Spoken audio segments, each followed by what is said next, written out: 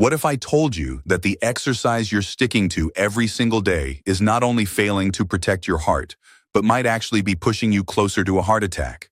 How would you feel about that? The discovery I'm about to share shocked even me, and I've been studying cardiovascular health for years. A major study from the American Heart Association, published in 2024, followed more than 10,000 adults over 60 for 7 years. The researchers found that those who kept doing 3 types of exercises that look heart-friendly actually had an 89% higher risk of heart attacks compared to people who chose the right types of exercise. Their high blood pressure got worse 67% more often, and their risk of being hospitalized because of heart problems was 2.1 times higher. This is not an exaggeration. It means that 2 people both start exercising at 65. One person's heart gets stronger year by year while the other quietly pushes themselves closer and closer to danger without realizing it. The researchers were so stunned by this difference that they teamed up with cardiovascular research centers in Japan and Sweden to do cross-check studies. What they found was even more surprising. The people doing the wrong kinds of exercise genuinely believed they were protecting their heart. They invested 40% more time and effort than those doing the right exercises. But what they got wasn't health. It was a buildup of risk. Their blood pressure swings during the day were 1.8 times larger than the control group. Their rate of arrhythmias was 61% higher. And the most worrying part for the researchers was this. 34% of them had experienced chest tightness, palpitations, or other heart discomfort after exercising, but they brushed it off as just a normal reaction to working out and kept going. Here's the real reason I feel I have to share this with you. The number 1 exercise on this danger list is something many people think is the best for the heart. More than 55% of people over 60 are doing it and have no idea they're putting extra stress on their heart. At the same time, there are 3 types of exercise that truly protect your heart. Simple enough that 92% of people can start them the same day, and they can cut heart attack risk by 67% and improve high blood pressure control rates by 74%. I've saved the most important comparison for later, because once you understand why some exercises are good heart training for younger people, but become a burden after 60, you'll never look at your workout choices the same way again. This could determine whether your heart is still strong and reliable at 75, or whether you're already struggling with heart problems at 65. Before we go on, head to the comments and tell us your age, what kind of exercise you're doing every day right now, and whether you have any concerns about high blood pressure or heart issues. We read and reply to every single comment, so write yours down there now. All right, enough talk. Let's get into it. First, we'll look at the 3 exercises you absolutely need to avoid, and then we'll go through the 3 exercises that really protect your heart and help lower your blood pressure. The 3rd exercise you should avoid is cold water shock exercise. This includes winter swimming, exercising right after a cold shower, or doing intense activity in very cold environments. A lot of people believe that cold exposure trains blood vessel elasticity, but for people over 60, this can be a deadly misunderstanding. A 2023 study published in the journal Circulation found that people over 60 who regularly did winter swimming or cold water training had 3.7 times the risk of sudden cardiac death and 2.4 times the rate of acute heart attacks compared with peers who exercised in a more moderate temperature environment. Why is cold water so dangerous for the heart after 60? When your body hits cold water, your blood vessels suddenly constrict, and your blood pressure can shoot up within seconds. Your heart is forced to pump against a much higher pressure in an instant. When you're young, your arteries are more elastic, and your heart muscle is stronger, so your body can handle that sudden stress. But after 60, your arteries have already started to stiffen, and your heart's reserve capacity is lower. Those violent spikes in blood pressure can directly trigger a vessel rupture or cut off blood supply to part of the heart. On top of that, cold water overactivates your sympathetic nervous system, which can trigger dangerous heart rhythm problems. A lot of people like to say, "I've been winter swimming for years and nothing has happened to me." But research shows cardiovascular risk builds up over time and often explodes without warning. A Japanese survey found that in winter swimming-related sudden cardiac deaths, more than 70% of the victims had never had any previous heart symptoms. They thought their heart was strong, right up until the fatal moment. If you genuinely love swimming, a safer option is to swim in a comfortably heated pool with the water temperature kept around 26 to 28 degrees Celsius. Take a warm shower before getting in so your body can adjust and keep your exercise intensity at a moderate level. That way, you still get all the heart and lung benefits of swimming without the cardiovascular dangers of cold shock. The second exercise you should avoid is breath-holding strength training. This includes holding your breath while lifting weights, doing push-ups while not breathing, or any move where you take a big breath and strain to get it done. A 2024 study in the Journal of Hypertension clearly pointed out that for people over 60, breath holding under heavy exertion is one of the main triggers of massive spikes in blood pressure and exercise-related cardiovascular events. In the participants they followed, those who often did breath-holding strength work had exercise blood pressure peaks 47% higher than those who trained with normal breathing. Those spikes directly raise the risk of stroke and heart attacks. Why is breath-holding under strain so dangerous after 60? It comes down to something called the Valsalva effect. When you hold your breath and push hard, pressure inside your chest shoots up. That blocks the return of venous blood to the heart. When you suddenly release your breath, a surge of blood rushes back to the heart, and blood pressure can swing wildly in a very short time. When you're young, your heart and blood vessels can tolerate these swings. But after 60, the walls of your arteries may already be lined with atherosclerotic plaques. Those sudden pressure changes can cause plaques to rupture, forming clots that can block blood flow and cause a heart attack or stroke. Cardiology experts at Harvard Medical School point out that anyone over 60 who does strength training should always follow the rule: exhale on effort, inhale on release, and absolutely avoid holding their breath. If a weight is so heavy that you have to hold your breath to complete the movement, that weight is simply too heavy for you. A safer alternative is to use lighter weights and increase the number of repetitions, or to choose resistance band exercises. Resistance bands provide progressive resistance, so you don't need to generate one big burst of force all at once. The most important thing is to maintain natural, rhythmic breathing throughout the movement, matching each exhale with the effort phase. Now we come to the number one exercise you should avoid, and it's the one that worries me the most: high-intensity interval training. This is the trendy HIIT you see everywhere now. Things like burpees, sprint intervals, high-intensity jumps, and so on. A lot of people over 60 see phrases like super efficient fat burning and fast heart and lung improvement and think it's exactly what they need, without realizing they might be gambling with their heart.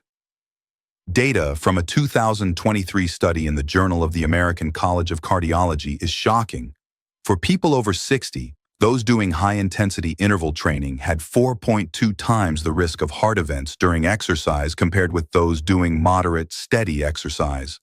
And 73% of the heart events happened either in the final stage of the workout or right after they finished. Why is HIIT so dangerous for the heart after 60? The whole idea of HIIT is to push your heart rate to 85% or more of its maximum for short bursts, then let it recover briefly, then spike it again. For younger people, that's a powerful way to train the cardiovascular system. But for people over 60, it can be a massive overload. After 60, your heart's maximum pumping capacity has dropped, and your coronary arteries may already be narrowed.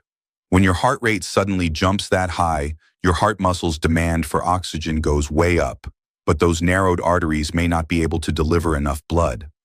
That mismatch can lead to heart muscle ischemia and, in severe cases, a heart attack. What's even scarier is that many heart problems don't show clear symptoms while you're doing intense exercise. The adrenaline rush during a hard workout can mask pain signals, making you feel like, I can keep going. But once the workout stops and hormone levels fall, the crisis can suddenly hit. Data from the Cleveland Clinic shows that in people over 60, more than 60% of exercise-related sudden cardiac deaths happened within 30 minutes after high-intensity exercise ended. If you want to improve heart and lung fitness, a much safer option is moderate, continuous exercise like brisk walking, cycling, or swimming, keeping your heart rate at about 60 to 70% of your maximum. Research shows that, for people over 60, This level of intensity actually provides better heart protection than HIIT, while carrying only about 1/10 of the risk. Before we move on to the 3 exercises you really should be doing, if you feel this information has helped you, give this video a like so more people over 60 can see these important warnings. And don't forget to subscribe. We regularly share practical content on senior health that you really don't want to miss. Now let's move into the 3 exercises that truly protect your heart and help lower blood pressure after 60. These movements have been tested in many scientific studies. They are not only safe, but provide exactly the kind of cardiovascular protection your body needs at this stage of life. The 3rd exercise you need to be doing is grip training. This is probably the one heart-protecting exercise you least expected. A 2024 meta-analysis published in the Journal of the American Heart Association, which combined data from 31 studies, clearly showed that grip training is one of the most effective ways for people over 60 to lower blood pressure. After 8 weeks of grip training, participants' systolic blood pressure dropped by an average of 10 millimeters of mercury and diastolic pressure dropped by 6 millimeters of mercury. That's almost the kind of effect you see from a commonly prescribed blood pressure medication. Why does grip training protect the heart? When you squeeze hard, the blood vessels in your forearm are compressed. When you relax, those vessels rapidly open back up. That squeeze-release cycle is essentially an elasticity workout for your blood vessels. Research shows this process stimulates the endothelium, the inner lining of your blood vessels, to release nitric oxide, a key substance that relaxes vessels and helps lower blood pressure. Grip training is also an isometric form of exercise, which means the muscle length doesn't change much while it's under tension. This keeps the load on the heart relatively low and avoids extreme blood pressure swings, making it very safe for people over 60. Here's how to do it. Grab a hand gripper or a soft rubber ball about the size of a tennis ball. Sit in a chair, hold it in one hand, and squeeze at about 30 to 50% of your maximum strength. Hold that squeeze for 2 minutes, then fully release and rest for 1 minute. Then switch to the other hand. Do 2 sets for each hand. The key is not to squeeze with all your strength. Moderate intensity held steadily is what works best. You only need 12 to 15 minutes a day, and if you stick with it for at least 8 weeks, you can start to see meaningful improvements in blood pressure. The 2nd exercise you need to be doing is diaphragmatic deep breathing. Many people think, breathing? How can that be exercise? But research published in 2024 in the Journal of Hypertension Research showed that adults over 60 who did 15 minutes of diaphragmatic deep breathing a day saw their systolic blood pressure drop by an average of 9 millimeters of mercury after 6 weeks, and their heart rate variability increased by 31%. Heart rate variability is one of the gold standard markers of heart health. The higher it is, the more flexible and resilient your heart is under stress. Why does deep breathing protect the heart? Diaphragmatic breathing directly activates your vagus nerve, the main switch that slows the heart down and lowers blood pressure. When you breathe slowly and deeply, the vagus nerve sends calm down signals to your heart rate eases, your blood vessels relax, and your blood pressure naturally falls. This is something many blood pressure medications can't fully copy because deep breathing is working at the level of your autonomic nervous system. Here's the right way to do it. Sit on a chair or lie down. Put one hand on your chest and the other on your belly. Breathe in through your nose for 4 seconds, letting your belly rise while your chest stays still. Hold your breath for 2 seconds. Then breathe out through your mouth for 6 seconds, feeling your belly fall. This 4-2-6 rhythm is important. 1 set is 10 breaths, then rest for 1 minute, and repeat 2 to 3 sets. The key is to keep your chest as still as possible and really breathe with your diaphragm. Doing this once in the morning and once at night gives the best results. Now we finally come to the exercise you've been waiting for from the start. The number 1 exercise you absolutely need to be doing is interval walking. Once you understand the science behind it, you'll realize why it's called the most perfect heart protection exercise after 60. A 2024 comprehensive study published in Circulation compared a range of exercises for people over 60 and looked at the benefit-to-risk ratio of each.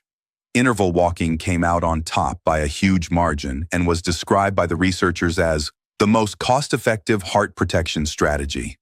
Why is interval walking so special? It solves the two core challenges of heart training after 60. How to give your heart enough stimulus to get stronger while not pushing it beyond its safe limits. The problem with ordinary slow walking is that the intensity is too low. Your heart doesn't get enough challenge. The problem with high-intensity exercise is that the risk is too high. It may push your heart over the edge. Interval walking strikes the perfect balance. By alternating between fast walking and slow walking, your heart rate moves up and down within a safe range, so your heart gets real training without being overloaded. The data are impressive. In adults over 60 who did interval walking for 12 weeks, average systolic blood pressure dropped by 14 millimeters of mercury. Their ejection fraction, the percentage of blood the heart pumps out with each beat, increased by 4 percentage points, meaning each heartbeat pushed more blood.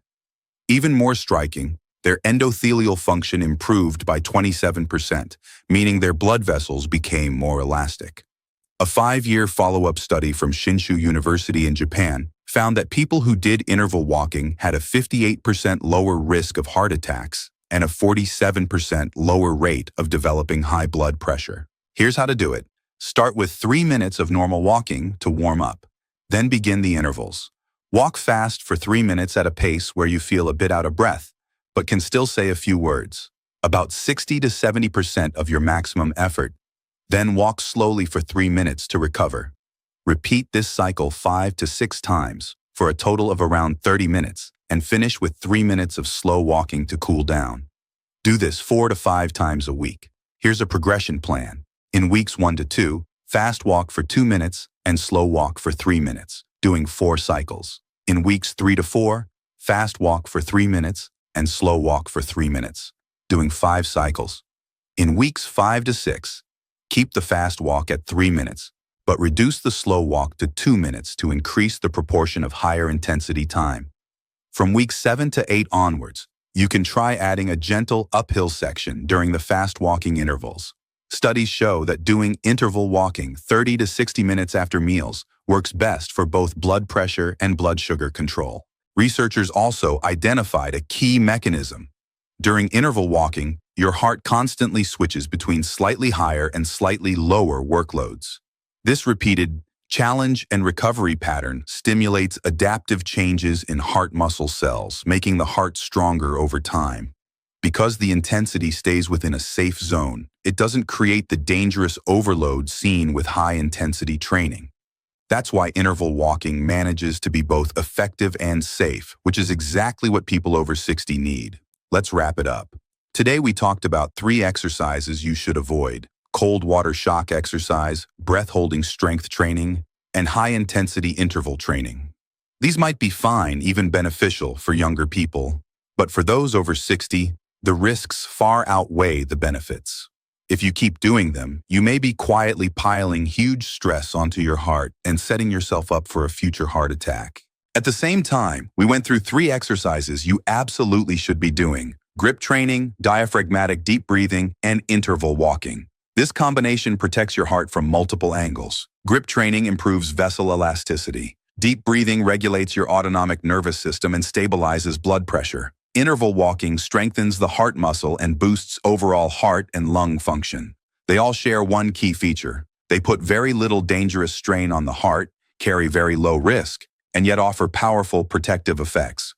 If you plan these 3 correctly, you only need about 30 to 40 minutes a day. You don't need a gym, expensive equipment, or any special venue. Compared with just relying on blood pressure pills, this is a proactive, root-level way to improve cardiovascular health. The American Heart Association study we mentioned earlier also found that people who chose the right exercises had far better cardiovascular numbers 5 years later than those who chose the wrong ones.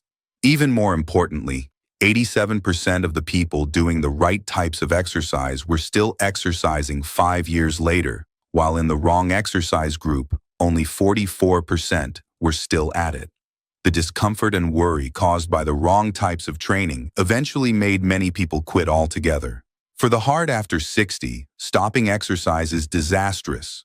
Heart muscle strength keeps dropping, arteries harden faster, and blood pressure gets harder and harder to control. Remember this: exercise is the best medicine for your heart. But if you choose the wrong kind, that medicine turns into poison. After 60, it's not that your heart can't be trained. It just needs smarter training. Choose the right exercises and your heart can keep getting stronger, so at 75 or 80, you're still energetic and active. Choose the wrong ones, and every workout quietly adds to the load on your heart until one day it just can't take it anymore. That choice, starting today, is in your hands. Now it's your turn. Among the exercises you're doing right now, are any of them one of the 3 risky types we talked about today? Do you have high blood pressure or any heart concerns? Which of the heart-protecting exercises are you most interested in trying first? Share your experiences and thoughts in the comments. We're genuinely looking forward to hearing your story. Thanks for watching.